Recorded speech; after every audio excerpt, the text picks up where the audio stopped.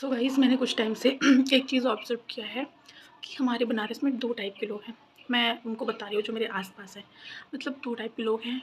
एक वो जो कि बीएचयू में पढ़ते हैं जैसे कि मैं, और एक वो जो बोलते हैं अरे मेरा तो बीएचयू में एडमिशन हुआ था, मैंने सीट कैंसल करा दी, या फिर मुझे सब्जेक्ट कॉम्बिनेशन अच्छा नहीं मिला था, या फिर मेरा 5 नंबर से रुक गया, मेरा एडमिशन 5 नंबर से रुक गया।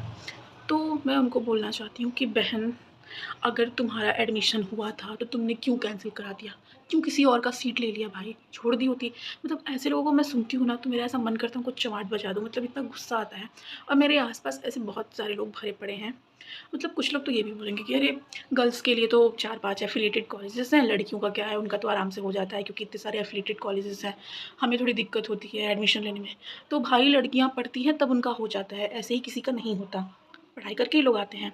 तो ऐसा थोड़ी है कि बिना पढ़े लिखे आप आ रहे हो, आपको बीएचयू में एडमिशन मिल जा रहा है।